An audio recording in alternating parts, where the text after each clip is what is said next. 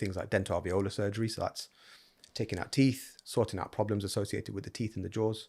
We do orthognathic surgery, which is where people have discrepancies in the sizes and positions of their jaws. Broadly speaking, we cut their jaws off and we move them into the right position, and we fix them again in that position with plates and screws to give them a better either function. Some people have got big gaps between their teeth. They can't eat. They can't never bitten an apple or a sandwich before, and we try and fix that. All the way up to trauma. Okay, in Birmingham, Friday night, people come in with smashed jaws, smashed cheekbones, smashed eye sockets.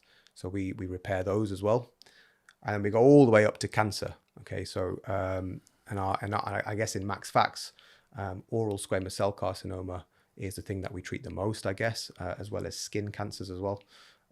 But we can do anything from removing small tumors on the skin, all the way to removing quite large tumors in and around the mouth and the maxillofacial skeleton. It's not uncommon for us to remove large portions of tongues, of lower jaws, of upper jaws, and then reconstructing those at the same time with bits of tissue borrowed from other parts of the body. So if we've removed half a section of someone's lower jaw, clearly that's not something we can leave someone with. You can't really function very well in terms of speech, swallowing, eating, drinking, just functioning day-to-day life with half a jaw missing. So we often take bone from leg or bone from hip or bone from back, reconstruct that jaw to try and give patients some form of reconstruction to function and form again. See, this is a bit that I wanted to get to.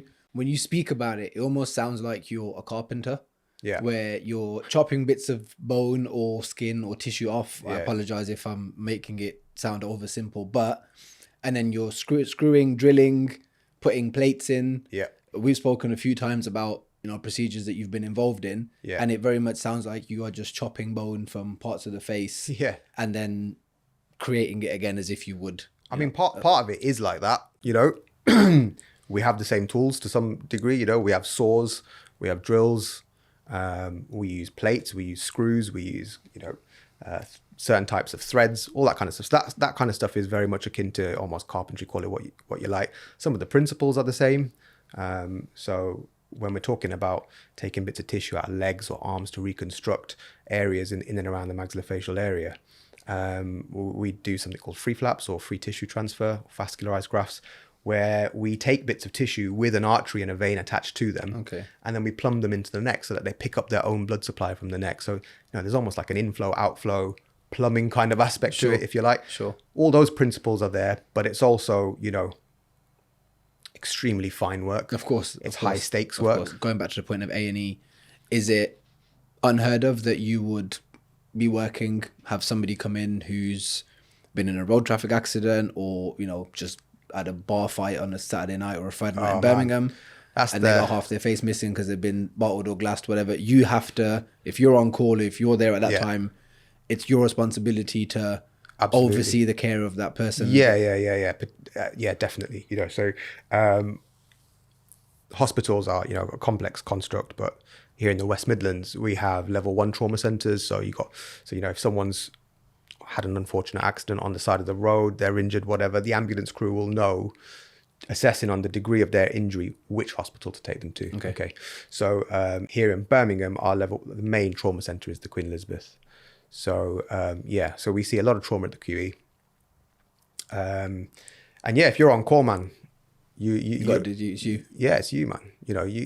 There's an on-call team, so I'm making it sound like it's just one guy with a limelight on him, but it's not like that. It's a massive team. It's a crew of people. People come in through the front door. The first people that pick them up is A&E. So the A&E trainees will pick them up. The A&E team will pick them up. They go into somewhere called resus, usually if they're really injured. There's a whole workup. There's a trauma team that will come out and see them. And in surgery, much like people compare surgery and aviation quite a lot. There are robust checklists to make sure that things don't go wrong. We're simple guys, so there's A, B, C, D, E, common acronyms. All those kind of things are done by our colleagues in the emergency department. But if they've identified an issue pre-hospitally that is going to need a MaxFax surgeon on site ready to go, then we're usually alerted before the patient gets in. Before they arrive. Thankfully, that doesn't happen too often, but it does happen occasionally. But once the injuries have been identified, and people have had serious injuries, serious high energy traumas, tend not to just have, an injury isolated to one area. Sure. People will come in with broken bones, head injuries, face injuries. So you then need to collaborate between different departments, different teams. Yeah, absolutely. And then, and typically the most urgent thing needs sorting first. Sure. In my line of work, the most urgent thing that we get, and thankfully we don't get it too often, but it does crop up every now and again, is people losing their airways through either trauma or through infection. So that's our kind of most acute issue, if you like, and that can be scary. For those of you won't know this, some of you will, but we were at school together. So I've known this guy since I was about 11 in school. Prior to that, we went to the same playgroup. His mom used to teach me at Sunday school. So I've got a good outside bird's eye view of you as a person. And so some of the things I don't know, I find it so hard to compliment you. It's going to be very difficult for me to have this conversation without saying nice things, but I'll try my best. So you go into secondary school at the age of 11. Yeah. When did you realize, or when did you know that you wanted to go down this line of work? Oh, man. Not till late, man. Took you a while. Not till late. This is, so I don't know, for people that don't know MaxFax or know MaxFax as a specialty, we are dual qualified in dentistry and medicine. Right? So, I mean, man, we know what we were like at school. Yeah, we don't have to spell it out for people, but we weren't the most studious of people at school. Well, see, you say that, but you always were for a period of time. For a period. So when the rest of us are just messing around all year round, up until exams, we'd cram the day before or 2 days. But one thing about going to somewhere like Camp Hill is that they teach you how to pass exams. Yeah. And so we have this ability to not do much all year round. And then come exam time, you just hit the books for a week and you get it done. You always seem to start 6 weeks or 2 months before exams. And before us. So we're still chilling. Where's Sid I's revising? And it kind of became a thing. We just knew by 15, 16, by GCSEs, we knew that you're going to be revising. So for anyone watching at home who is that age or has children at the kind of, 11 to 16 range and they're considering career options and work, what was it that made you, I guess, a bit more studious? Because you're clearly smart. Yeah. You're clearly smart. Keep it coming. At the age of 11 to get into grammar school. You pass your 11 plus, whatever else. What made you able to knuckle down for 2 months? No, show a level of maturity. I can't believe I'm doing all this. Show a level of maturity at that age that we didn't have. What was it? Man, I don't know, man. I'm not sure what it was. Were you scared of getting beat at home? Were you scared of... Was it the community? I reckon, genuinely, for me, as a person, and I think this is a common theme that I've really... because you don't really know who you are at that age. Yeah. I'm still trying to figure out who I am at this age. Yeah. You understand? So I think a common theme has been fear of failure. Okay. So I didn't want to get my exam results and go, You flopped. I flopped it, or knowing that I could have done more. Was that internal though? Was that for you? Yeah. Like, I need to not fail? Or was it, I don't want to fail because the people at the mosque are going to say this, or I don't want to fail because so-and-so is going to say this? Nah, not really. That was a me thing. Because you've never really been a care what anybody thinks kind of guy. Yeah, it was a me thing. I wish you cared a little bit more, but unfortunately you just don't, which is great now. And we'll get onto it, but we've had conversations recently that, put that into perspective. So you'd say that it was an internal fear of failure. Yeah. And where do you think that came from? Like, had you failed as a kid beforehand and been like, I'm not doing that again? Or I don't know, man. I don't know. I think I saw the generation above us. Okay. Grafting. Yeah. Grafting. And that, the option on not grafting was just not an option. Okay. You know what I mean? So I knew that was how it needed to go. Sure. The fear of failure, I don't know. I just, in my head, I've always thought, man, I don't want to be left with regret, where you pick up, you got your results and you're going, man. Did you realize at that point though, that your results would directly enable you or prevent you from going down the career path of choice? Because I always use this as an example, and if he's watching, you remember him? You remember Asim Dodi from school? Oh yeah, I remember him. Man. And there's another guy, Umar Farouk, and they were, don't kill me for saying this, but they were the cool nerds, right? They were really studious. They did really well, but everyone got on with them and liked them. They weren't, strange or weird. I hear you. And I remember speaking to one of them. Shout out Umar. Shout out Umar. I remember speaking to them at one point. I think it must have been, they were 13 or 14. I said to Asim, bro, why don't you come out with us? Like, it's half day. Yeah. We're going to a library. Let's go, cinema, whatever we used to do. Let's go and do something. Let's go play football in the park. He's like, nah, bro, I need to revise because I've got exams. I was like, my exams are like 3 months from now. What do you mean revise? He's like, yeah, but if I don't do well in my exams, I won't be able to get into uni and I won't be able to do medicine. I was like, what?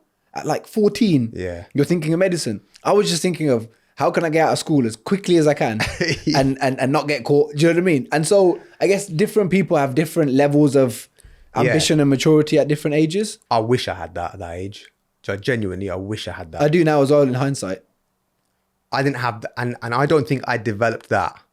Man, you're talking about these guys having it at 13, 14. I don't think I developed that till I was like 30, 29, genuinely. Whoa. And let me explain. So I knew that I needed to not fail. I knew that. I didn't know that I wanted to do dentistry. Okay. I got into dental school on I'll just apply for it, see what happens. So we've got to GCSEs now. So we got to GCSEs. Were you preparing were you ever thinking at GCSE level, I need to get these grades because I want to do this? No. You just let me do the best I can that I can possibly. That's it. Okay. Fine. Yeah. And I'd say the same at A levels, man. Okay. Without saying too much, me and Tree pulled maneuvers, man, to get through A levels. You know what I mean? The way that we did. Yeah. But it wasn't as purposeful as these guys saying, I need this to get into med school, to get all my ducks in line. That is not something that I developed until, like I say, I'm trying to think. Because I can think of an example. I finished dental school. I did my year as a foundation dentist in high street dentistry. I did 3 years in the hospital after that as a junior maxillofacial house officer or whatever type job. And at that stage, I still didn't know that I was going to do MaxFax. Okay. Which might sound surprising. Like, what do you mean? And that comes down to the fact that I didn't know which way I wanted to go. I knew I wanted to do some type of surgery, but I didn't know whether that was going to be. Okay, so you knew it was surgery. Yeah, after dental school, I knew it was going to be something surgical because you do a lot of surgery within dentistry, right? And then you get stuck in and think, hold on, this is. Yeah. So I knew straight away I enjoyed surgery more than. And just so everybody at home understands as well, you did dentistry, which is a 5-year degree. A 5-year degree, yeah. You did 3 to 4 years of training in between. I did 4 years of postgraduate dental and then you training. went and did medicine, which was 4 or 5 years again. No, I got it for 3. So you've done 3 years of medicine. Yeah, I did a shortened 3-year medical degree, which is only available to people doing MaxFax. Fine. I guess you needed the experience in between in order to apply for that route? Yeah. Okay. Yeah, so the 4 years postgraduate dental, 3 years of medicine, 3 years of post-medical training, where you get your broad foundations in medicine. And then I'm currently halfway through a 5-year training program in MaxFax. Wow. So I remember we spoke about this and you said, yeah, bro, this is like a 16-year or 14-year career path or something. 20, yeah, close to 20. And now I was thinking about it the other day. I was like, wow, we've been out of school at a uni now for 18 years. Yeah. And so you've been on this journey. Since then. Right. Yeah. So we've gone to uni. We've done dentistry, which at the time of applying was, let me just do the best thing I can do. Or, like it sounds cool. 100%. Were you ever thinking of money at this point and earning potential? No, not really. For me, it was, I think I always enjoyed kind of the sciences. Yeah. So for me, it was always going to be. You definitely enjoyed the sciences because you're rubbish at humanities. Come on. I've been nice this whole time. I'll let that you never won a board game in your life. Man, which we say that as a joke, but let's get to it, right? So someone as intelligent as you, and it hurts me to say, right, who is, again, heading towards the top of his career path. As a last time we played Monopoly. You lost. Come on, man. As someone heading towards the top of, a very specific line of surgery. It's a specific field, specific field, who inshallah, we'll get to the point of consultant and be there. You're great at what you do, but that doesn't, and I'm not saying this to insult Aham a little bit. It doesn't translate to It doesn't translate to not just monopoly, but other disciplines, right? And the reason why it's important is because you've clearly found your purpose, like the thing that you're fantastic at.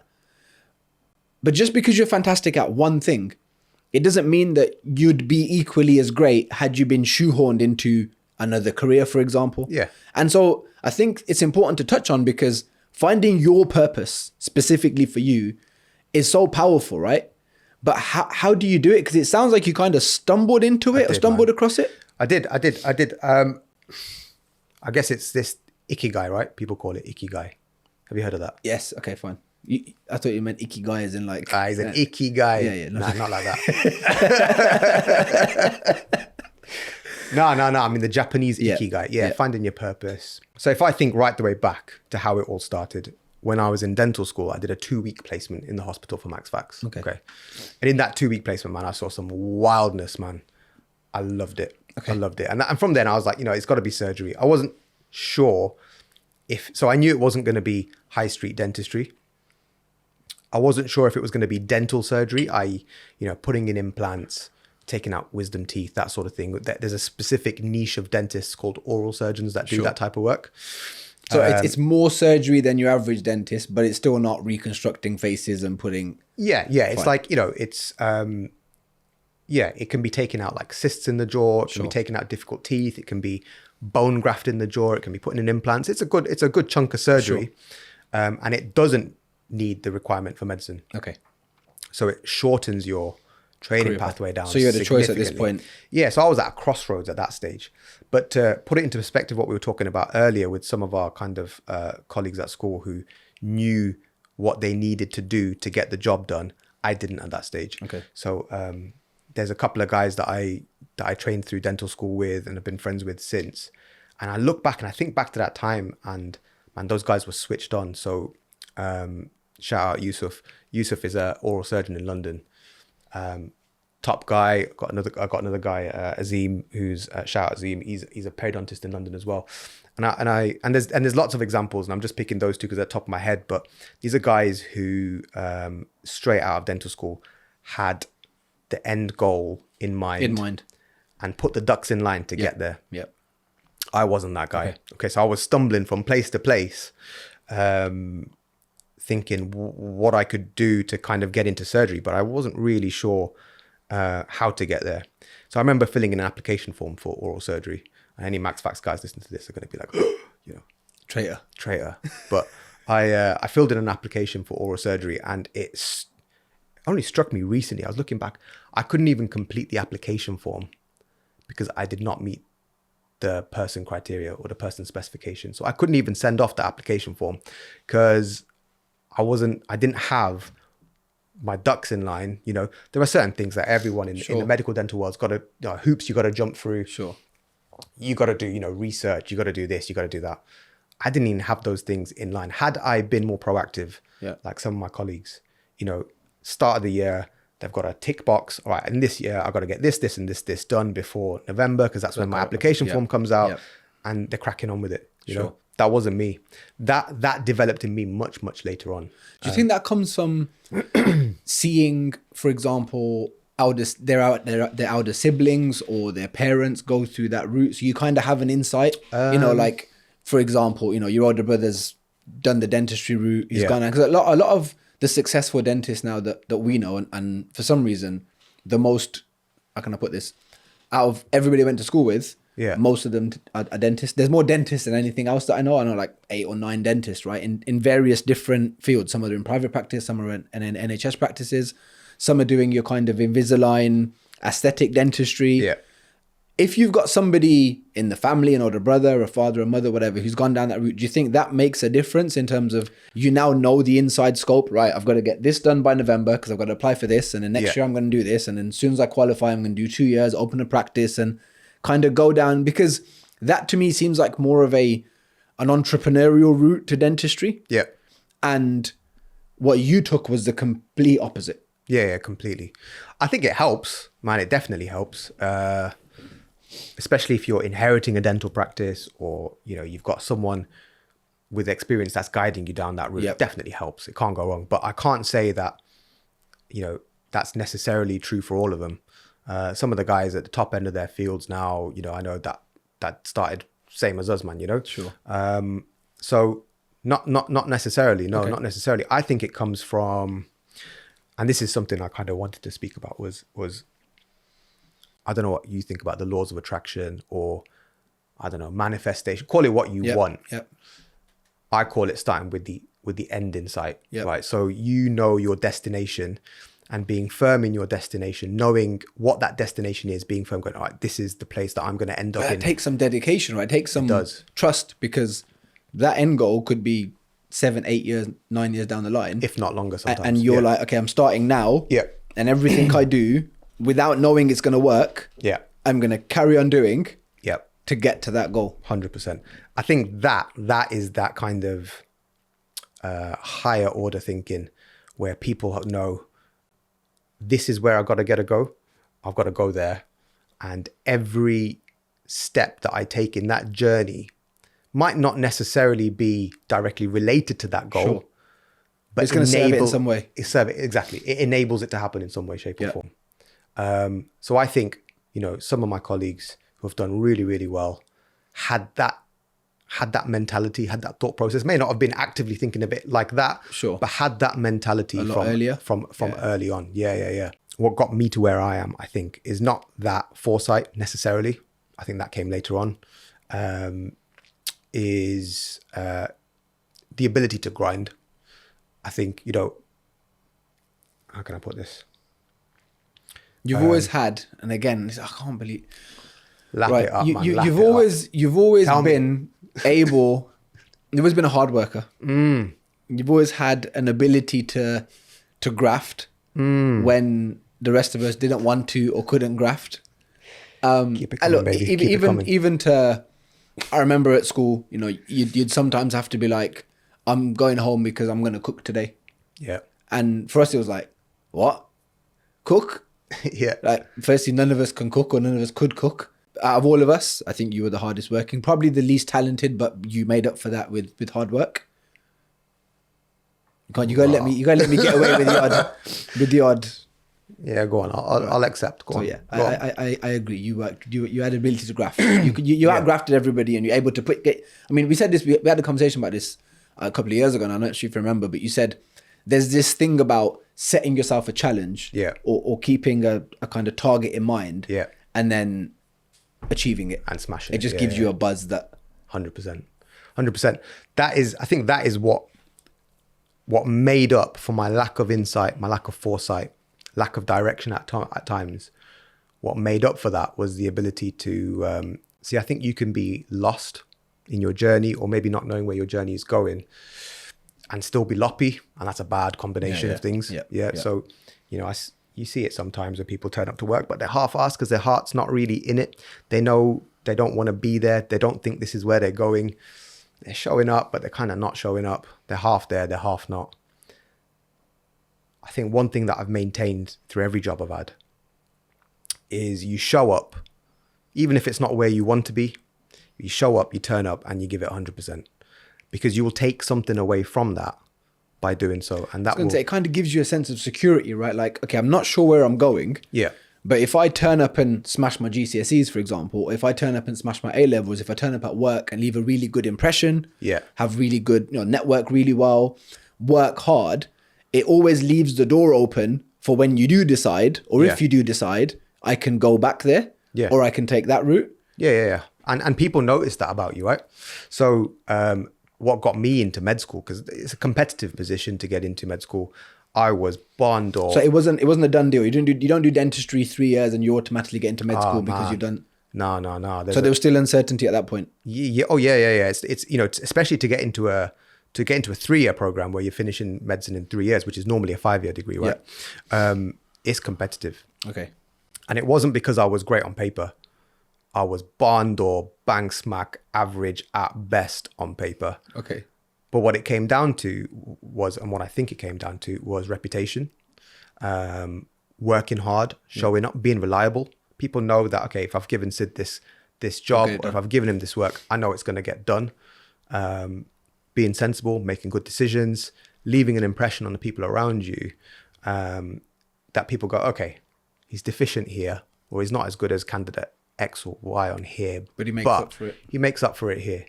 So I think that's what got me into med school. And then since then, you know, I think that's when things really started to click and fall into line for me. So what I'm hearing is you weren't that great on paper. No. You just sucked up a lot. You could call it sucking up, man. You could call it sucking up, but you just niced up the people that needed to. Everyone buys their boss lunch, right? Okay. As long as only lunch you're buying. No, honestly, serious though. Like it's all about, you know, having that work ethic of, I'm not stopping until the job is done. I'm not leaving things half-assed. I'm going to be reliable. I'm on the end of my phone if someone needs me. There's nothing more irritating than having people that you can't get hold of, or you know what I mean? Yeah. And do you think that comes from, so look, one of the main takeaways from every episode is, you know, actionable, valuable advice that people can follow and apply. Yeah. And so, you know, you may not be the most talented. You may not come from an affluent background. You may not have all of these, you know, perks and kind of the head start that others may have. But one thing that everyone can control is their work ethic. Yeah. And one thing they can control is that graft and that hard work. And it sounds like actually being reliable, being someone that can be trusted, turning up, putting in that shift, would it be too much to say that it may be valued more than just straight academics and straight paper? Yeah, and so if you're watching at home and you're at that place where, you know, you may not have had the best education, you may not have had the best lead up to where you are now, that hard work and graft, that determination, showing up, being reliable, building those relationships, being trustworthy is really important. Yeah. Like super important. 100%. And it's people, and that's something that I look for when I want to work with other people as well. You know, you don't want to have colleagues that turn up late. Yeah, turn up late to podcasts. You were getting a trim. Don't get me started on the barber. Let the 6K camera show it's a dead trim anyway. It's not a dead trim. Don't get me started on the barber. But this guy, I'm never going back there again. If you're watching this, go. Oh no, I shouldn't say it. I'm not going to say the name because that's peak. But this guy charges me a different amount every time I go. It's almost like, depending on how busy his day is, right? It was just, and I saw him today. He punching the number in on the window. It says £15 for a haircut, and he went 1, hovered over the 5, looked up, and pressed 9. It's like whatever 3 or 4 pounds you can get. Anyway, that's a different story. But yeah, forgot what we were saying. We were saying, punctuality is important. Punctuality. Yeah. You know, all those kind of traits, man. We all know the traits. Those things are important. Like I worked in Whittle Street Clinic. I don't know if you know what that is. You're hiding that pretty well, you know. Still, you don't know what Whittle Street Clinic is? Whittle Street Clinic? No, I never heard of it. It's the clinic in town. I had no idea. I never had. I can tell. Yeah, so I worked at the gum clinic for like 4 months. Okay. You know, it's not what you would necessarily associate with the type of work that I'm doing now. Sure. But, you know, you turn up there and it might not be what you want to do as a career. It might not be whatever, but you turn up and you just got to do it. And you bang it out to the 100% as if you were going to be a trainee in that, you know, you just bang it out to the 100%, take absolutely everything that you can get from that job, take it forward, and it will pay you and it will serve you later on, man, for sure. Amazing. So we've got to the point now of you've done dentistry. Yeah. You've done medicine. You went into the MaxFax route. Yeah. You're now a registrar, inshallah. A few years away from consultant, perhaps? Yeah, a couple of years still. Okay. What are the plans then post-consultancy? And I think this is a bit that I want to hear about, because just to put into context, there are dentists out there, and I'm not trying to downplay their achievements, because they've done, you know, dentistry is a very tough degree. Yeah. It's a very tough career. I think it has, if I'm not wrong, one of the highest suicide rates So it's very stressful, right? Dentists are being sued and threatened to be sued left, right, and center. Yeah.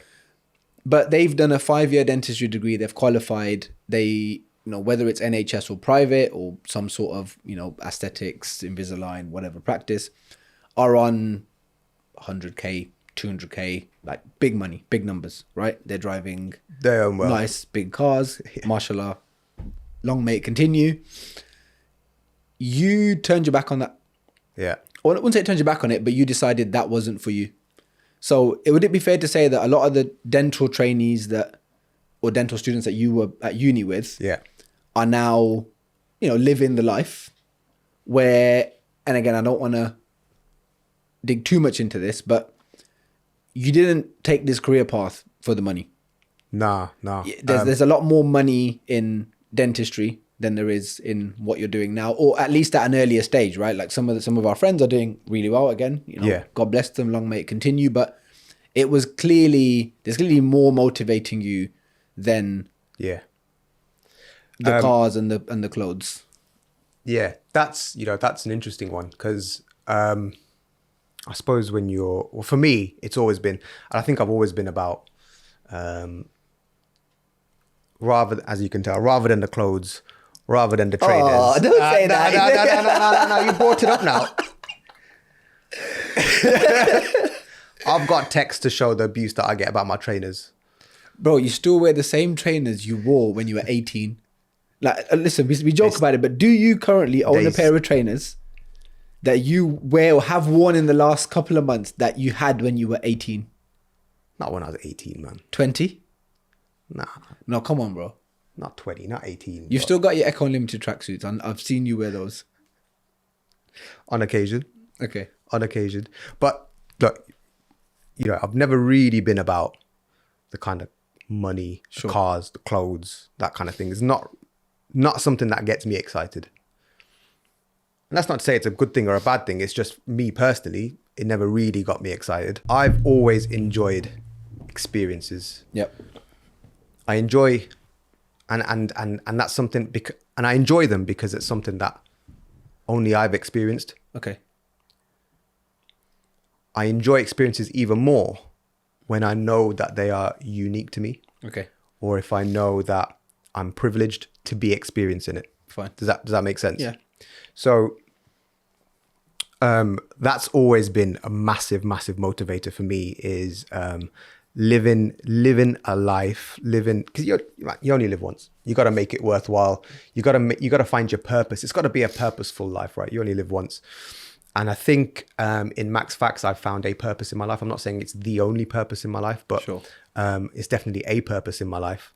It provides me with that experience that I want, that experience that I know is sought after, but not easily achieved. Yeah.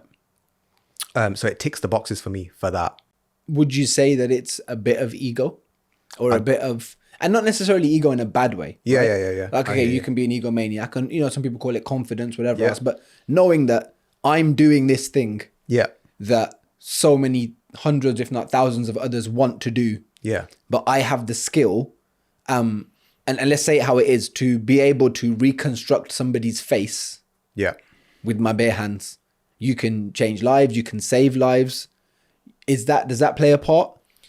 So that's if you're being brutally honest with yourself. Yeah, I mean, so being able to do all those things is still a goal for me. I'm not there yet by any stretch of the imagination, but I'd be lying if I said there wasn't any ego in it. But for me as a person, I try to remove as much ego out of it as I can. Clearly. As you can see by my 18-year-old traders. I try to remove as much ego out of it as I can. I'd be lying if I said there was no ego. Sure. No ego in it at all. Let's be honest, man, a lot of surgeons have big egos. I'll be honest with you. People say having a big ego is bad or whatever else, but if you've done 18 years, it may even end up being 20, 21 years by the sounds of it until you get to, not the end goal, but until you get to that point where you are a senior surgeon and a consultant. I think it entitles you to a certain amount of quiet confidence. Maybe. And man, the people that are a couple of years ahead of me coming through, 5-10 years ahead of me are telling me that once you reach that stage, you're a consultant now. That's just the start. Okay. That's, and it's this idea in my head of you've climbed the mountain, you've got to the peak, You got to the peak of your first degree and you look up and there's, oh man, there's more to another go. peak. And you get to the top of that one and there's another one. And you get to the top of that one and there's another one. And that keeps going until you get to this, in my head at the moment, that's the peak. But I know when I get there, I'm going to look up and I'm going to realize I'm not even halfway up to the top yet. You know, and that for me is scary. It's worrying, it's scary, but you know, I'm quietly excited for it. Yeah. Quietly excited for it. That's just the start of the journey, really, people say. I think it's important to say that. Look, we joke about it, and I'm going to say it part tongue in cheek, but part serious. A lot of men are just lazy. Men. A lot of men are just lazy. I think men without a purpose are lazy. Yeah, but I guess let me put it another way. The men that complain a lot, that moan a lot, Yeah. they could probably fix a lot of that, a lot of their discomfort by not being lazy. Yeah. And so, you know, you have somebody who's done 2 degrees, 18 years into a career path, Yeah. reaches consultant. A lot of people will be like, I'm done. You know what I mean? I'm cool. I'm going to sail off into the sunset, nice salary, Yeah. you know, work. We'll get to that in a second. We'll touch on it. And then you've got somebody who does a degree, 1 year of, you know, part-time qualification, whatever, and seems to think that they're entitled to X, Y, and Z without putting the hours in. I think I'm seeing that a lot more now with the new generation, because there's so much on social media where you see an 18-year-old making 40k a month on TikTok, or you see a 19-year-old making, you know, £2 million a year drop shipping, Amazon FBA, whatever else. Yeah. I think it's really important to have stories like these to hear, because it just goes to show that it takes a phenomenal amount of work, and there's no end to it, right? It takes a great amount of work to get to where you've got to, and you're already expecting the next phase, which whatever it is, you know, wherever God takes you, is going to take another phenomenal amount of work. I guess what I'm trying to say is most people just be like, I'm good with dentistry. Out. Yeah, I'm good with dentistry and medicine. I'm good with, you know, registrar. I'm good with consultant. But it seems like you've still got ambition to. I think it's being real. Anything you do, and it does, you know, MaxFax is one example, but our colleagues in dentistry, colleagues in medicine, whatever it is, it's continual challenges. It's continually growing yourself, and you know, you gotta. It's high stakes, right? You gotta crack a few eggs to make an omelet, but when you crack an egg in our line of work, you know, that's a big deal. Yeah. So you're trying to continuously grow yourself, trying to continuously be switched on so that you're not missing anything. And eventually that becomes flow, I think. But even, man, right now, you know, in the West Midlands, there's a couple of individuals I can think of that I look up to, that I respect, that I trust what they say, even if it's sometimes not what I think. I trust what they say because I know that decision is made That's important. There's so much advice out there these days, right? How do you know that this person? Yeah. I can just, because we're bad at taking advice. I don't know if it's a South Asian thing. I don't know if it's just our generation thing, but generally speaking, yeah, we're not good at taking advice. It might just be all men, and it might just be, you know, universal. But having somebody or a few people that you can trust and be like, okay, I don't get it. I don't understand it. I might not see the vision, but I trust you enough to say, okay, I'll commit. And we're not saying, you know, trust you enough to meet up once, or trust you enough to do a week's work experience. We're saying trust you enough to spend the next year or two doing what you're telling me to do because I think it will work. Yeah. That's a hell of a lot of trust to put in. That's a hell of a lot of trust. It is a hell of a lot of trust. I'm talking even on and that's on like kind of the macro stage. I'm talking about even just day-to-day decisions about what you're going to do with this situation, that situation. I can think of, you know, guys, legends in the game that just this week we're sat in a room and they're still going, you know what, I'm not sure what we should do with this. I'm not sure which way, I'm not sure what the answer is here. I'm not 100% sure. And still having, so that, you know, these are individuals with, you know, goats in the game. You know what I mean? To be in an arena where after 20, 30 years of knowing this game inside out, that you can still be challenged on a day-to-day basis where you're sitting there going, well, actually, I'm not really sure what to do here. And having that discussion. You've then got to go people. Away, find a solution, do your research, whatever. So that kind of daily challenge, that kind of daily grind where you don't have all the answers. You never have all the answers. That's exciting, I guess. That's exciting. Yeah, for sure. Scary, but exciting. aside from all of this now, so you've done 18 years and it sounds like it's been quite intense. I know there's been times where you've been on call, working night shifts, working long hours in the day. You've had to travel away from home. I don't want to go into the detail, but you've had to go to different cities to work. You have a family. Yeah. You have children. You run marathons. Halves at the moment. Run half marathons, which again is impressive enough. How do you manage and balance all of that? Yeah. Maintain, time to be able to come and, spare some time. And work-life balance, man, is something that... is it overrated? Nah, not at all, man. Not at all. Because if I'd have said this to you 5 years ago, I think your answer would have been different. We had this discussion where... Maybe. And this might be a bit of an uncomfortable question for you now. Yeah. But at what point does your commitment to work, and yes, look, it wouldn't be a stretch to say you are saving lives or are able to save someone's life and change their life for the better. So you're doing God's work. Yeah. Before I get accused of shirk, it's not that. Or, but you're doing God's work. At what point does that become selfish in terms of the amount of time that you have to take away from your kids, from your community, from your family? And have you had a discussion with yourself about that? Yeah, man, this is an ongoing thing. So when I was, before I got married, the year I went to med school. I still don't know how you did that, but well done. I don't know. Shout out Fats. Shout out Fats. Best dentist in town. She is. Best dentist in town, yo. University Dental. University Dental. Hit her up. Hit her up. If you need any work doing, I'm not going to put a code in the bio. Just say my name and she'll give you a discount. I got married the year I went to med school. And that immediately changed things. Previous to that, working nights, working weekends, it didn't really matter. You're single, you can. I was single, I could do it. It wasn't a big deal. Immediately going back to, and while I was at med school, I had various kind of other side gigs. So you're studying as a medical student in the day, but I would work night shifts on call in various different cities. You tried to launch a few side businesses as well that flopped, didn't you? Yeah. I had a little Botox filler gig. Again, the reason I say that is because some people, and this isn't, I'm not trying to, I kind of am trying to insult you a little bit, but not in a very spiteful way, but some people are not designed to do certain things. Do business. Right. Yeah. Great. You said it. And, if you're looking at business thinking, oh man, I just wish I could start my own business because I get to do all these fun hours and whatever. Yeah. It's not as easy as you think it is. No, it's not. And so, it's not. It's good that you tried it. I just don't think that at that point it was for you. And I just don't think your mind operates in that business way because there's an element of ruthlessness that comes from being in business. Yeah. And I think also at the time, you got to appreciate I was a medical student. Yep. I had a gig working in Telford a couple of nights a week. And that was just extra just to kind of pay the fees and get through. Yeah. You got to imagine, you're doing medicine and doing night shifts. We said, this was not a financially driven career choice, right? Yep.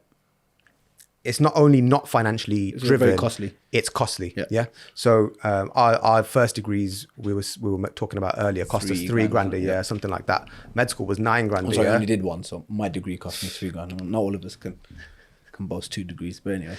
Second degree was $9,000 a year. Okay. On top of that, you've got your registration fees. You got this, the X, Y, Z, whatever. Bills start stacking up. Yep. You got to live. You're married. You got to live. I'm married. I got a new bride, etc., etc. So my focus was not on business. My focus was I need to make it through this period and be financially stable. So I was working in Telford. I was, probably 2 Saturdays a month doing the filler and Botox thing. And then I was working in a dental practice as a general dentist on Sundays. And then Monday to Friday being at med school. So I had my finger in a lot of pies. Sorry to interrupt there, but again, and I'm insulting him a lot because he's my boy and I can. But the point I'm trying to make is you can't half-ass business. No, you can't. If you're going to do it, you need to be able to commit the time to it. It's not something that you can, a lot of people think, don't get bought in by this side gig culture, the side hustle, courses and whatever else. We're like, you can maintain a full-time job and just launch a side hustle that can make you $5,000 a month. It's very difficult. Yeah. if not impossible, unless you're going to dedicate the time to it. You got to have I said it in a tongue-in-cheek way because it's him, but the point I'm trying to make is you have to have that time and to dedicate to it. You got to put time, you got to put effort into it. At the time, I don't think I had the focus at the time to I don't think you could. I don't think you could. If you're 5 days a week studying and doing nights and doing family. It's so not like, it's not uncommon for MaxFax people that train in MaxFax to go 9 to 5 uni and then finish uni at 5, drive to another city, do an on-call from say 8 p.m. till 8 a.m. the next day, drive back to university, do another 9 to 5. And you might do that rinse and repeat 5 days. I know people that were doing that 5 days a week. Wow. I was doing that maybe twice in a week. It's a graft, man. It's not for the timid. It's not for the weak. It takes a lot to get through that for 3 years. What got you through it?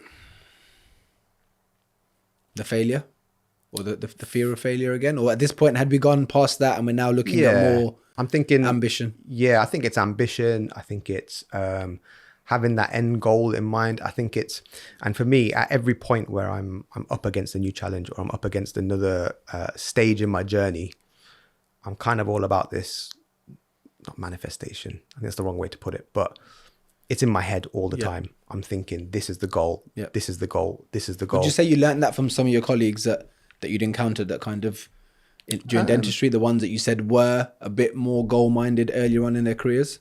I don't know if I did. If I'm being completely honest. I don't think I did. I think it was like an innate growth in me, where I kind of figured out that, right, if I've got to get here, these are the steps now that I've got to do. This is the steps that I've got to take. So, in terms of how busy I was at medical school, I was crazy busy. Sure. Work-life balance, things tipped again. So Liana was born 2 weeks before my medical school finals. I remember this. So you don't make it easy for yourself. No. So I was going through that phase of being a new dad, taking shifts with Fats, and in those breaks, trying to get in revision. But I see that as it was a hard time. There's no doubt about it. I've got, I'm so grateful to Fats. I'm so grateful for the family that I've got that would come in and help. Yeah, exactly. Mum taking baby for a bit. Having Fats, who is understanding, really understanding, and has enabled a lot of the journey that I've been on. She's 100%. Enabled it. Yeah. Without her, it wouldn't happen. But to kind of get that work balance right, it's been hard, right? So Liana, 2 weeks before med school finals, Laith, I think 4 weeks before an exam called the MRCS, which is like the benchmark surgical exam. Every surgeon has to go through this exam called the MRCS, which is, oh man, it's notorious. It's a killer. Okay. It's an absolute killer. And I think about 4 weeks before my MRCS, we had Laith. And it's taking that moment to kind of go, right, how am I going to navigate this? See, this is where I think the point I made earlier, I know it was tongue in cheek, but you're very good at what you do in terms of surgery, but your timing and your general, decision making in other areas. Listen, it takes two to make a baby, man. It takes two to tango at 100. But we can never blame Fat. She's a legend. So blame lies on you. But you get what I'm trying to say. Like you clearly have a bit of an issue with timing, anything other than surgery. Give him a scalpel. Legend. You see. You know what we need to do? We need to get Operation. The game. I'm probably going to be whack at that, And I need to see whether you can. Let's do it. That could end your career. Like, imagine that. Imagine we get Operation. And you're better than me. And I'm better than you. Work life though, it's having, you got to have those ducks in line. You got to have the supporters, right? So what has to give though? So you have a family, you have children now, you're working, your career, specifically from a pressure perspective, right? Because most men have a lot of pressure. Yeah. We don't often talk about it. We have to balance. And I think everyone has that feeling at some point where they're like, am I spending enough time with my children? Yeah. Am I missing out on this? Yeah. How do I spend more time with my children? Sometimes you come home, your kids want to play with you. You really want to play with them, but you're just shattered. Yeah. You've had a bad day. That's for most men. right?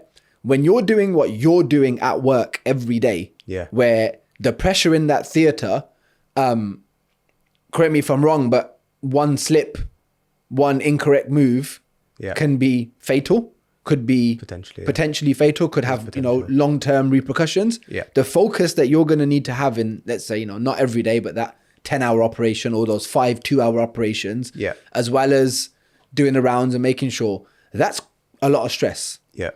How do you deal with that level of stress at work, as well as the normal stress that most men have in terms of home balance, family, community? What do you think it is that enables that? Do you do anything in particular that... That's a good question, man. It's a good question.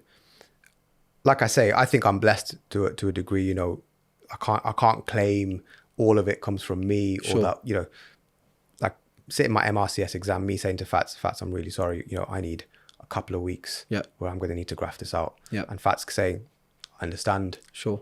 Go for it. And me and Fats as a team, we get through those kind of situations together, and we always have. And she is a big strength. Where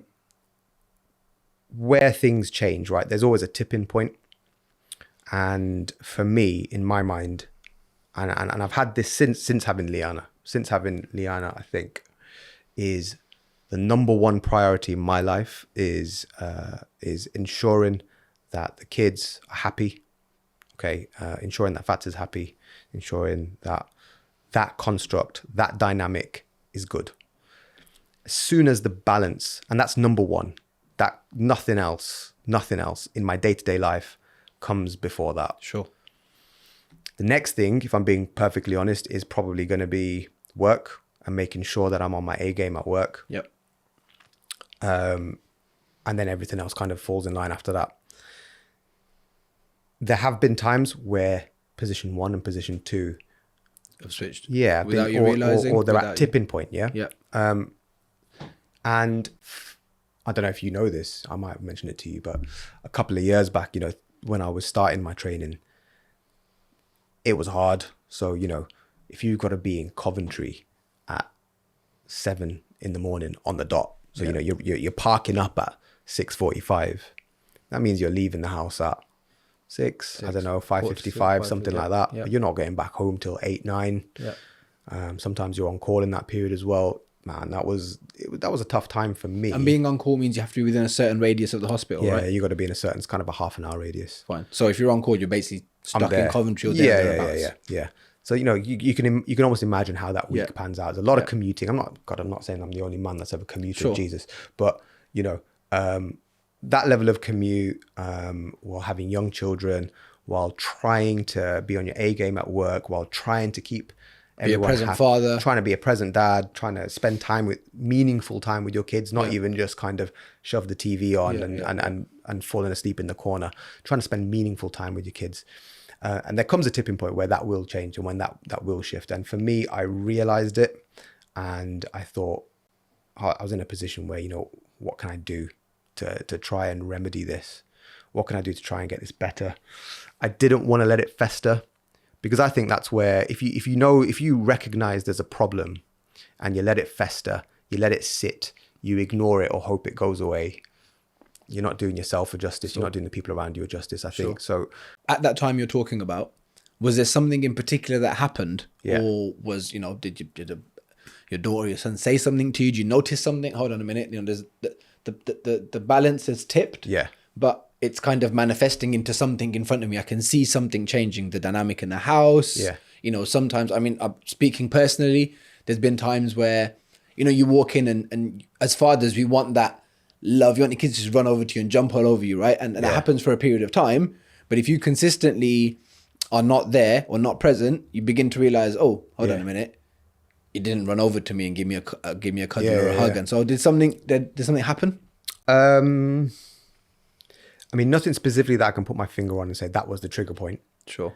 But definitely a change in dynamic. Okay. So, where we try and keep the house happy. Obviously, everyone does, right? You're trying to keep your kids, you're trying to keep the wife, you're trying to keep the atmosphere. Energy good. Yeah. The energy good vibes. But I noticed when I was at work a lot more and I wasn't at home a lot more, that pressure cooker of that every parent has when they're trying to balance work, when they're trying to keep their kids at school happy and trying to do the homework afterwards. And that's a constant pressure cooker. Yeah. That pressure cooker was more pressurized. Okay. So things were harder. I remember Fat saying to me, said, this is a lot. And the thing is, for someone like Fats to say that, 100%. given how she, it would have to have been at a point, and I can tell you this without him saying it, that it was like, okay, because she supported everything you've done so far. Yeah. And it's, it'd be fair to say it probably wasn't the ideal or the most comfortable all the time, but she's like, okay, we'll deal with a bit of discomfort. We'll deal with a bit of making allowances and whatever else, because this is the bigger goal. So for her to say that, I can imagine for you, it was like, okay. Wow. And it wasn't, I don't want to paint the picture. Like it wasn't Fat saying to me, Sid, you've got to do this, or you've got to change this. But you have conversations, right? Like you should be having conversations about, right, things are tipping this way a little bit, or I'm maybe, I wouldn't say struggling, but it'd be nice to have a little bit more of you or whatever else. These are just 100%. These conversations are the conversations that we don't speak about, that every couple should be having. Right? You should be having these conversations about balance and be open to, okay, it's not a criticism if I say X, Y, and Z, and it's not a negative. I'm not attacking you. It's not personal. It's just an open conversation about how we make this system more streamlined. I remember speaking to Fats actually and saying, in myself, I was not happy. Okay. So when that tip happened, and it didn't happen for very long, to be honest with you, because I noticed that quickly. In myself, I was not happy. Okay. And I wasn't happy because through COVID, I'd managed to spend a lot of time with Liana. I was working on a weird road trip to QE during the time of COVID, but it meant, fortunately, I got to spend a lot of time with Liana when she was growing up. Sure. I like to be an involved dad. I like to be involved in their school thing. I want to know everything. I want to be a part of it, because those experiences, once they're gone, they go like this, man. They're gone. It's not coming back. So and I told you, I'm all about the experiences, man. Even if it is, changing mucky nappies, whatever it is, I don't want to miss out on that. I don't want to lose that. And I remember when that tip happened for me, I wasn't happy. Okay. And I wasn't happy because I was missing on that. Sure. I felt like that happiness that I had with the kids, with Fats, I wasn't there. I guess I couldn't even experience it because I wasn't there. Sure. And that immediately made me unhappy. Okay. And coupled with Fats saying, I've said, this is a lot, man. You're not here as much as you used to be. You're not happy. And when it doesn't take much for that dynamic to then shift where, you're not happy anymore. The vibes are different. Sure. You're commuting, you're working, you're stressed. Yeah. And for me, I had to solve that. Okay. So as a male surgical trainee, I was like, Sadiq, I'm going to go part-time. And that's kind of taboo.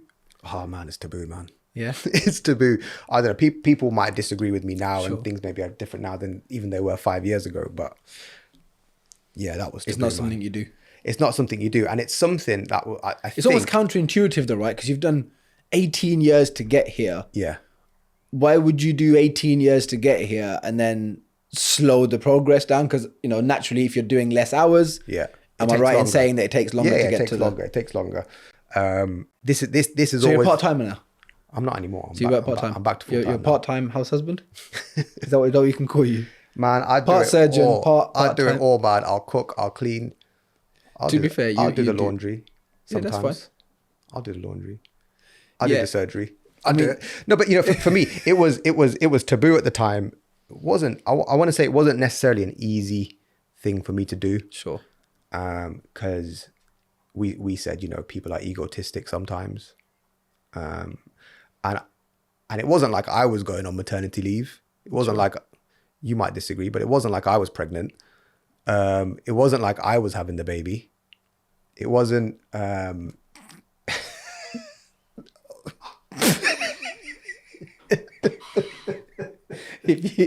if you saw Sid when he was at school, he didn't look like he was having the baby. I looked a little bit fat.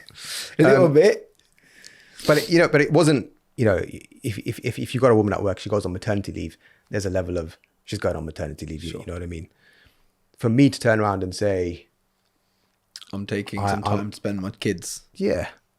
In surgery, It wasn't a straightforward thing. You got to understand. Yeah, it wasn't a yeah. straightforward thing for me to do. Sure. And it came at a sacrifice. Sure. It came at a sacrifice. 100%. It came at a sacrifice because I lost out on opportunities because of it. I was going to say, would you say that Training you were maybe opportunities. seen as in a different light, not in a necessarily negative way, but Yeah. like the opportunities come and go, and I think people eventually understood why I was doing what I was doing. do you think having been that guy that turns up and puts a shift in every single job you go to and Yeah. leaves a great impression and does the most, I think that was the first time you felt like you're not doing that now Yeah. because you're almost 100%. subpar? 100%. You're torn. You've got this kind of duality where you're kind of, when you're at work, you're going 100. When you're at home, you're going 100. And then when you suddenly say, well, actually, when I'm at work, I'm going 80, because that's what you are. I went 80%. So, that means I was off a day a week. Good maths. Good maths. I went 80. You're torn. Yeah, you're very much torn. And, I lost out on training opportunities for that. I lost out on various things. And not that it should be important, but, people take the piss out of you, right? For it. People take the piss. Yeah, but you've been used to that though. You've been taking the piss out of all your life. That's true. But this was on like On your career level. on a career level. Yeah. I don't know. Has that eased up now since then, do you think? Has it changed? Yeah. And and me being me, man, you just soak those things up. And I used to have I used to just soak it up. I used to revel in it, man. You know what I mean? I didn't care. Yeah. It is what it is. I got to do what I got to do at the end of the day. Yeah, I can't do what anyone else has got to do. I got to do what's good for me. But it was for me at that time, at that point, the best decision I could have made. Okay. So while I had some of the sickest days when I had that day off, and I know I could have been doing, this operation or that operation. I could have been gaining that experience. I could have been speeding up my time. I could have gained opportunities that I know were at that time priceless opportunities that I lost out on. But what I gained in losing that was like, man, things you can't get with, you can't get anywhere else in the world. And that was like going to the trampoline park with Laith, spending the day with him, going and getting an ice cream with him, going to the park and kicking the football around, that kind of thing. Which he was doing the kicking. You in goal. You in goal. I was a defender. Those opportunities, I know now that Laith's in school, I know they're going to stay with him. I'm never going to get those. I'll share a story with you. There's a guest on the show. You'll probably see when the episodes come out. And he said that long story short, he was with someone he looked up to whilst he was out in Dubai. And this guy had like 9 zeros in his bank account, right? The guy he was talking to. And he said, I'll give you the entirety of that bank account if you can give me one day with my son. His son had passed away. And Mams was like, it kind of shook me to my core because I was like, I'm a billionaire. According to this transaction, I am a billionaire. I've got 4 sons that I get to spend time with and see and be around. And all of those zeros could not buy that. He could potentially become a billionaire, but the billionaire could never, ever buy back that time that he lost with his child, no matter how many zeros he's got in his bank account. Yeah. And so that was that really, like, I heard it and I was like, wow, like the way you've put it there. And again, like the time you spend with your children, I talk about being a present father a lot. And I guess it's probably because for large periods of time, like most men, I probably wasn't, because you get caught up in, world and work and business and this and this and this. But I get it, man. I get it. That one day, that half a day where Priceless. you build that bond with your son or your daughter. Priceless. And you can, 100%, man. And I've got so many good memories from that time, and even like, man, it's stupid things like having the ability to pick up your kids from school. Man, that's a big deal for me now.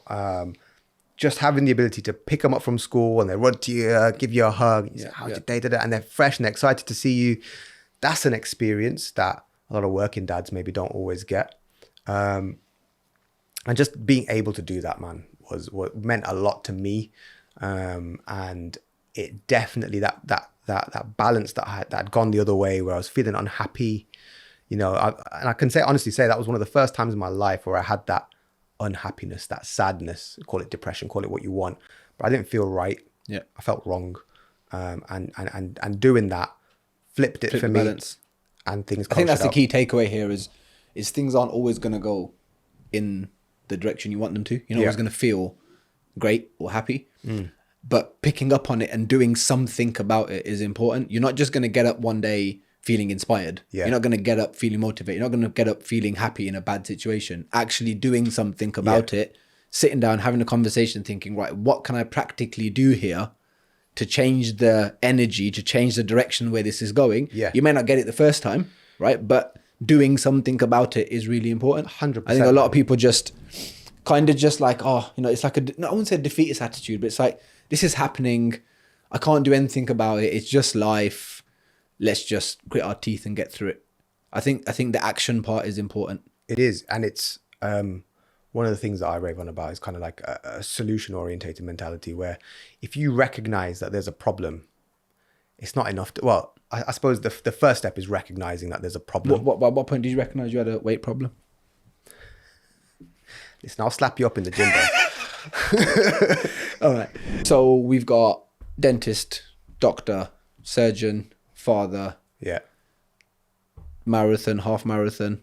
So you make time for training? Make time for training, yeah. I wouldn't say I'm like a... You're still pretty good. I mean, I've run with you and it's not been pleasant. You also do some Muay Thai. We had Kasim on the show as well. He's your older brother. Yeah. So you do some Muay Thai with him Sundays once a week with the community. Yeah. We tried to get some sessions in, but they, again, just because of busyness and work, whatever. I think the point I'm trying to make is it's really good to have people around you who recognize that you may not always be super consistent, and that's okay. So I know now that, you know, if there's a Wednesday that you're free and I'm free, I'll send you a message. You send me a message. If you make it happen, we'll go train on a Wednesday. Yeah. But if it doesn't happen for a few weeks, it doesn't mean that that thing is dead. It doesn't mean that we're not going to train. It doesn't mean that you're a flop or you let down or whatever else. And, you know, same with Sundays and training. The point I'm trying to make is try and make time for some sort of physical activity where you can, but there has to be a balance, and you have to have people around you that can support that journey. And, you know, you can lean on when you need to, you can go and train when you need to, but actually, boys, I'm busy for a few weeks. You know, we do it now. There was times where we were meeting up once a week regularly, Friday or Saturday. We'd go out for a shisha, we'd have some food. That continued for years. And then, you know, people get married, you get busy, and it kind of eases down, but it's still, someone always drops a message in the group chat after a while, like, lads, do you want to link up? What we're doing. Yeah. What we're doing. So I think the importance of having a good friend like me in your life who understands that, you know, you're going to be busy sometimes, also should be stressed. But the main point I want to get to, I remember us having a conversation maybe 6 months, a year ago, where, and I mean this, by the way, this is I'm not saying this for any other reason. It hurts my heart to say it, but I wish that I'd picked up on some of your traits earlier. Okay. Right? And so I'll be specific. For me, it was about, I need to make money. I need to drive this car. I need to wear these clothes. I need to go on this holiday. I need to have this watch. Okay. That's what motivated me through a certain period of my life. And it's very different to you. So I'd look at him and be like, this guy doesn't want to buy any trainers. You know, all these trainers are like from the sale aisle. Or I remember once you tried to fit into a size 11 because they're on sale, saying it's your shoe size, and actually you ended up, it was like you were a size 8, but you were convinced that that's what the 11s would do because they're half, you know, I grew up that way. Okay. And it's only until recently, I'd say the last 5 or so years, that my mentality towards that has shifted quite a bit. And I remember saying to you, I was like, you know what, I wish I'd understood that earlier, the concept that you'd understood about materialism. Yeah. Where did that come from for you? Because you've never, since I've known you, you've never given a shit about a label, about a car, about a brand. Look, everyone wants to drive a nice car. Everyone wants to wear nice clothes. You know, you go out, you wear a nice suit. But on a day-to-day, you've never cared about Nike, Adidas, Gucci, Prada, Versace. Where did that come from, and how? I think that came from my parents. So, you know, our community, what the story of our community is, you know, all thrown out of East Africa in the 70s, landed in the UK with nothing, exactly. My dad was a smart man, clued up, intelligent, got himself into a university program, did his degree, did his qualification to get himself and his family into a more financially stable situation. You know, as I say, landing in this country with nothing, absolutely nothing to own. So he actually studied here. He didn't have an education from. So he grew up in a rural part of East Africa, but then you know, his mom died when he was very young, and he moved to Uganda very early on, and I believe went to a sort of ex-British colony school, so managed to get O levels from there, and I think at the time of the transition from East Africa to the UK was probably about the right time that he was going to be applying for universities and stuff. So he managed to get into a last minute. I don't think it was ever his plan to definitely become a pharmacist. That was what his profession was, but he managed to get into a program of pharmacy at Sunderland University back in, you know, whenever it was, 70s. So, you know, they struggled, that generation struggled with being immigrants into the country. You know, I can't imagine what they kind of went through in terms of, you know, even just being just like survival, right? Just survival, language barrier, work, racism. That's been racism. a huge theme. A lot of the guests we've had on have spoken about either the racism that they suffered or their parents suffered. Yeah. And it sounds like it wasn't a pleasant time. It couldn't have been an easy time at all for them, you know. And I hear stories of before I was born, you know, shortly after I was born, that kind of time period where we'd moved to Birmingham from London. And were you born in London? No, so Cass and Ollie were born in London. Okay, I was gonna say all the stick you give people from London and the accent. I'm gonna ask Cass about this. No. So Cass and Ollie were born in London. I was born here. Okay, but you know, they, without going into it into loads of detail, they struggled. They went through a hard time, and money was not easy to come by. Sure. A lot of sacrifices made by my parents. So I think that mindset of kind of value for money, even if you've got the expendable income to say, oh, you know, I want to drop. Don't be wasteful. Yeah. I could afford to drop whatever on a new pair of trainers, or I could afford to drop this on that, whatever. But actually, do I need to? Yeah. And giving what my parents gave me is that head start in life. You know, we're generations behind coming into this country as immigrants. We're generations behind native people to this country, right? Yeah. So they did everything they could. They were super careful with the way that they spent so that they could set us up in this generation to do better or have better than they did.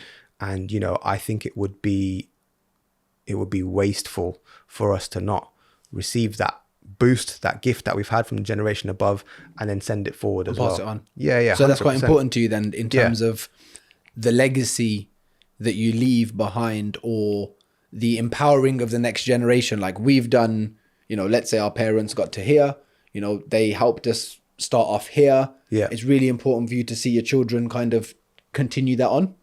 Yeah, man. Leave them and kind of excel. And we spoke about this earlier. It's a difficult one. It is a difficult one. You know, I don't even think I've achieved half of what the generation above me achieved, because they were born out of tough times. You know, we're born out of. I think we could say that. I think you specifically are being a bit hard on yourself by saying that. I don't know, man. Given what you have achieved, we're born through times of comfort. If I look at my parents, the tenacity that they have, the drive that they had, and I think if you put them in our situation, where they're born a generation later, they're smashing it. Yeah. They're smashing it. So I don't even know if I've done half as well as the generation above. I totally get where you're coming from, and obviously there's a degree of sentiment to it, but we also grew up in an era where there were so many more distractions. Yeah. There was so much more to battle. Yeah. Right. You know, just technology, you know, in our lifetime, internet to WhatsApp to FaceTime to video calls, there's so much more information and data and opinion you're processing. Our challenges are different. They're different. But yeah, that takes nothing away from what they did. Coming from another country, language barrier, like I said, racism, 100%. Setting up shop. you know, and this is again one of the reasons why I wanted to create this space to have these conversations, is because it's not a criticism of our parents to say there may have been things, speaking from my personal experience, that my dad didn't teach me or I didn't learn from home that others may have learned from home. It's not a criticism, because he came from another country with a check. I think he had a check of like £400 or something that he still got. He's never cashed, right? Worked crazy hours, set up a business, bought a home, raised 4 children, kept us out of prison. Yeah. You know, kept a roof on our head, kept us alive mostly. That's definitely That's got to be axed. That's definitely a conversation for another day. But you get the point, right? Like, they did more than we could imagine. So it's not a criticism, but there are definitely things that we can learn from each other. Yeah. That you've picked up during, you know, your life experience, and I've picked up during life experience that we perhaps didn't know at a very young age, or we didn't have the asymptotic mindset of, right, at 14 or 13, I'm going to be a doctor because I've seen my dad be a doctor and da da da da da da. Yeah. But yeah, so you mentioned that your value for money comes from seeing them struggle, and you kind of feel like it's a waste if you spend more than you should on an item. 100%. And so I think I definitely got that from my parents, that mindset of being a bit more cautious with how you use your money, how you use your time and your money. And, you know, that's reinforced as well with, you know, Fats is the same. She's of the same opinion. She's kind of the same as me. In that way, we both think the same way. So we put our money in places where we think it's going to serve us and our children the best. Yeah. And that is not, for us at the moment, that's not like, you know, Gucci shoes or whatever. You know, that's not where we choose to put it anyway. Sure. I guess it also, in a weird way, reduces the burden and the stress on you, because end of the day, if you're, you know, I know some people that are earning £2,500 a month. They've got a £600 finance car. They're paying £200 a month on insurance. Fair to say £1,000 a month goes on car and travel of a £2,500 salary. You're just putting yourself through an undue keeping up the stress. Yeah, right? And keeping up with the Joneses. And unless you're very passionate, unless that's your passion, and I'd argue even if it is your passion, unless it serves a greater purpose and is of some practical benefit, that's insane to me. And it's even weird coming from me, because people watching are gonna be like, oh, but didn't you? Yes, I did. And honestly, I regret it so much. I regret so much the amount of money I wasted on, I'll be completely honest, people pleasing. Yeah. That's it. Keeping up with the Joneses, isn't it? Like, I have to drive this car because I have to have the best car. I have to have the best looking house. I have to have, you know, these items of clothing. If I'm going here, I need to wear this label because it's just, I was obsessed with it. Where do you think that came from? I think, you're not supposed to ask me questions. I'm not supposed to ask We're flipping the script. We're flipping the script. Where do you think that came from? Out of interest. Insecurity. To make up for your mini manhood. I think that growing up, I moved around a lot from school to school. You know, I was born in a council estate in St Andrews. So if you've seen the Peaky Blinders and you see the Garrison, I used to live on top of the Garrison pub on Garrison Lane. I didn't know that. Okay. In Borsley Green. So yeah, I think insecurity. I think I was never the biggest. I was never the strongest. I was a skinny little asthmatic kid, never really good at any sport. And so my way of fitting in, or my way of feeling valued, or my way of feeling, you know, any sort of part of society, I guess, could have, it was probably just, I've always had the nicest clothes. I was the first one to get a car. I was the first one to get married. I was the first one to buy a house. And a lot of these things were, I'd say it was that. I'd say I was making up for a lack of innate value elsewhere. Interesting. Okay. And then it got to a point where I had spent, it's so crazy to say, because I used to watch videos of people like 10 years ago on YouTube, right? And they'd be saying what I'm saying now. And I'm like, shut up, bro. You're chatting. Yeah. You're chatting it, wasp, bro, right? Yeah. Like, I'm either thinking, you've never had money, but if you had money, you wouldn't be saying that, right? First time you see £1 million in your bank account, right? £1 million. I've still got the screenshot. It was like, okay, now what? Genuinely. Yeah, I can relate. Now what? Yeah. Like, what now? I've got a Porsche, drive this car, go on holiday, I do this, I do that, do this, do that. Number one, it comes with its tests. Yeah. Right? Shaitan is hovering every second at every junction. But more so, it was like, is that it?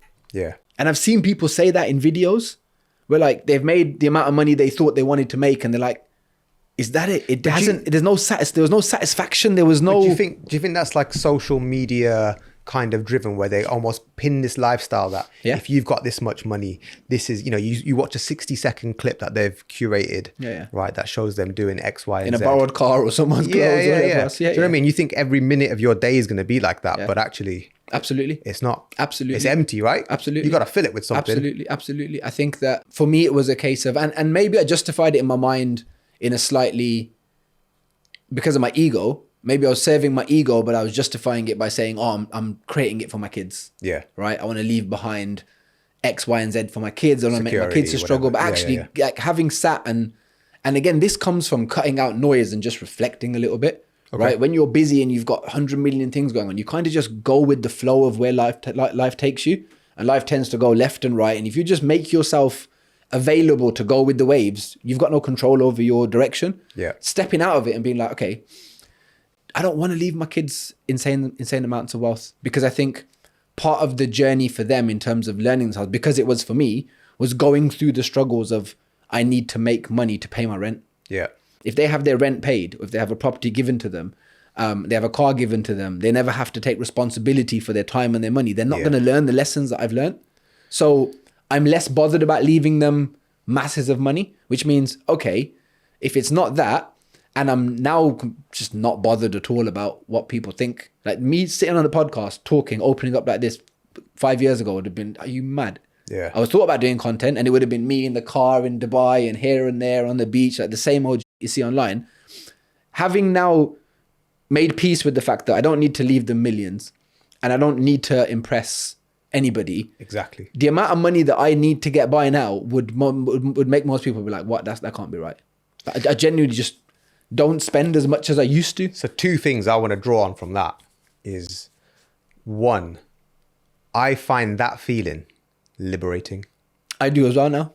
That's why I said to you, as much as it hurt my feelings to some of the agree worst with you. And uncomfortable times I've been is when someone's gone, oh, listen, do you mind just moving my car for me? And man's licked up in a brand new Benz. I'm thinking, I hope I don't scratch this thing, man. Or, like just stupid things like that. Or it's just stress for no reason, right? Man, someone that we know told me, I remember telling me recently, one of the biggest stresses was when their car's going to get jacked off their driveway. That was probably me that said it. I heard it from someone else as well. Fine. But I'm like, man. But I was literally like, I'm worried that when I park the car on the drive, if I hear a ruffle on the driveway, if I hear a noise, what's this? I've been followed home. I've had people like creep around the drive and creep around the house, and I've got children in the house. It just, more money. Living this way is just less stressful. It is. It's liberating. Right? I don't have to make as much money, which means I can spend more time with my children, which means I can do something like this, which is a passion project. Yeah. Right? I'm not expecting to, I don't need to make money from YouTube. Right? It's something that I want to do that I'm passionate about. Yeah. Yes, whatever it leads to. But I get to do something I enjoy within the confines of my space. My kids can come out here, they can spend time, we can chill. That's liberating. I get to be flexible with my time. I can get up in the mornings. I can spend evenings with them. We can do things in the day. I'm not tied down to a 9 to 5. And it's because I don't need to have that level of income that I thought I'd needed. Bro, like, honestly, it makes me sick, man. Especially with what's going on in the world. Especially with, you know, the amount of people that haven't got food, that haven't got shelter. And I've got trainers that are like £600 that it's in a box. Like, it genuinely, physically, and this is so insane for like you'd appreciate this, for me to be saying this. It makes me feel physically sick. Yeah. That I even spent that money on that. It's like, what for? Yeah. It's just gotta cover your feet and get you to the gym and back. Do you know what I mean? Yeah. I think the other thing as well, just to finish that off, is the thing that changed it. I mentioned to you, I was skinny, I was asthmatic, I wasn't very physically impressive or anything. I was always smart. Everyone said I was smart. And it came to a point where through observing my daughter, Ruqayya, who's now 5, I realized that she is probably neurodivergent in some way. And I probably have ADHD. So I went to for a diagnosis. I went through that whole route. And I realized that a lot of it was also to do with how I'm wired and kind of fighting my own body chemistry, fighting my own mental chemistry. So getting into the gym, getting fit, getting strong, I feel like it's something that no one can take away from you. Look there. No one can take away from you. I was going to make a gag, but I'll leave it because you're going deep. No one can take away from you, right? They can't. Like, you can be physically impressive in a Primark t-shirt. And I'm like, that tells me a lot about you, because for you to get to that physique or get to that strength or run a half marathon, a marathon, has taken hours of dedication and commitment for you to go and do that. You can make 10 grand on a fraud in 10 minutes and go and buy a 5,000 pound Prada jumper. Doesn't tell me the same thing about you. Absolutely, you may have worked for it, but the point I'm trying to make is when you feel more secure within yourself, when you feel better, stronger, more valuable, you don't start needing less of the fluff stuff. Yeah. to kind of give you value. I think there's enough examples of that everywhere you go. I mean, if you look at, what's his name, man? Facebook guy, Zumberg. Is it Zumberg? Zuckerberg. Zumba, axe that out, I beg you. When you look at that Facebook guy, Mark Zuckerberg, it's just rolling in the same black t-shirt, slippers, same jeans, and a pair of shorts. And this guy's got unlimited wealth, right? I think that feeling of, for me anyway, even if I've just bought a new pair of clothes or a new pair of trainers, which doesn't happen very often. If I've got if I go out in them, I'm always like, oh man, I gotta watch that puddle. And for me, it's just like, I'm not comfortable. It's liberating when I've just got my comfort. I know what it is. If someone's dinged my door when they've opened the car, I'm like, doesn't matter, man. What it is. But if that was a Maserati, I'll be screwing. You know what I mean? So for me, that feeling is just like liberating. The more, as you said, man, the more money you make get. the guy go back to that. I want to know what you said. Well, you were saying I was never the biggest and I was never the strongest, and then you said, "Oh, getting fit and getting strong." You're still a old, isn't it? When did that change? You had a scrap. ADHD didn't solve. You had a scrap. Listen, we're gonna do this. Me and him are gonna spar, right? Let's do it. On a Wednesday, 3 rounds. We'll do it, man. Right, we'll do it. But yeah, Sid, on a level. Thank you, bro. I appreciate you coming. Man. Thank you for I know having me you've here, been man. busy. I know it takes a lot to, you have a lot of things going on. So taking this much time out of your day is amazing. It's been good to be here, man. Hopefully. How did you find it? I found it good, man. A lot of the guests have come on have almost said that they feel lighter after the show because it's a chance for them to kind of get and speak. Yeah, I think it flows as well, man. It flows. It's supposed to be. It's not supposed to be scripted. It's not supposed to be an interview. It's just more about getting these sorts of experiences and conversations out in front of people to show people. Is that what you thought would come out of this? To be honest, did it go in the right in the direction that you thought it would? I didn't have any expectations. I'm still working on it myself. I'm still, I wouldn't say I'm 100% comfortable in this seat, but the best conversations are the ones that just flow. And hopefully the point of this is value for people. So people listen and hear a story they can relate to, that they can learn something from, that's more real than social media, that's more real than, courses and course sellers and content creators that are selling a service or a lifestyle or a reality that really isn't a reality. I think it's important. People will look at us. We're blessed, right? We've been able to travel. We've been able to, buy a house, whatever, right? And sometimes people might think, oh, you know what? They can do that, but I can't because I had to deal with X, Y, and Z. I can't because I deal with X, Y, and Z. And actually, the truth is, most of the stories that we hear, at least the childhood kind of stories, are the same. We're South Asian. We grew up in strict environments. We got beats if we didn't do well in school. We dodged, ducked, and dived to get to where we needed to be. And at some point, something happened and we saw sense and the story is the same. So whether you're battling depression, anxiety, whether you're battling, a tough community, whether you're battling, we've had people who have suffered from loss. We've had people who have suffered from illnesses. Pretty much everybody is going through the same thing in a different form. So if we can do it, you can. If he can do it, you can. That's the point I'm trying to make here. Yeah. Is that don't be fooled by this. Oh, I can't do that because I didn't have the head start that he had, or I can't do that because he doesn't suffer from this.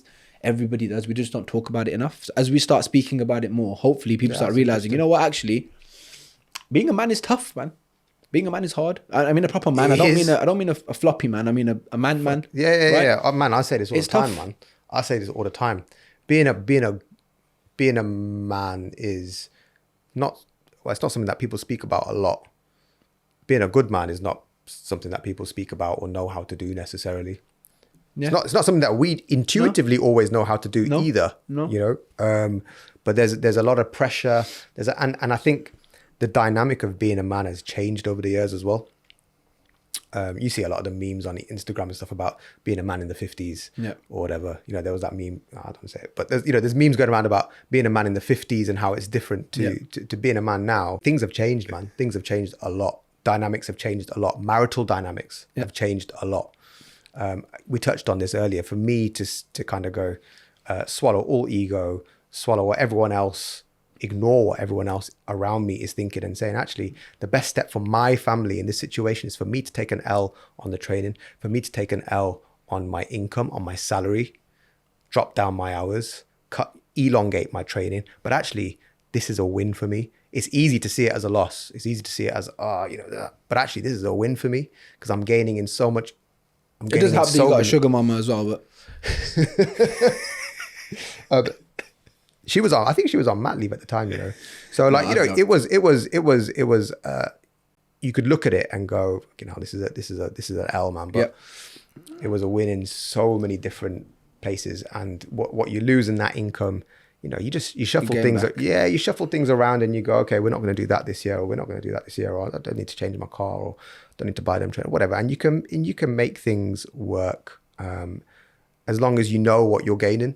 Yeah. And for me, I was gaining something priceless, something that no money, no time, nothing can buy back is what I gained. And for me, I just see that as a win, man. Yeah.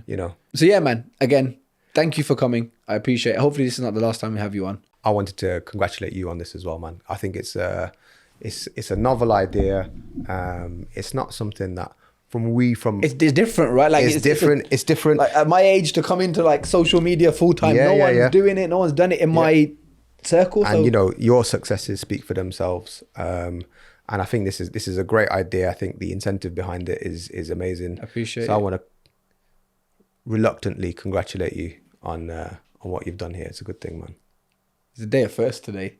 It's the first time I've ever complimented you, and the first time you've half complimented me back. I know, man. It's a big day. It is a big day.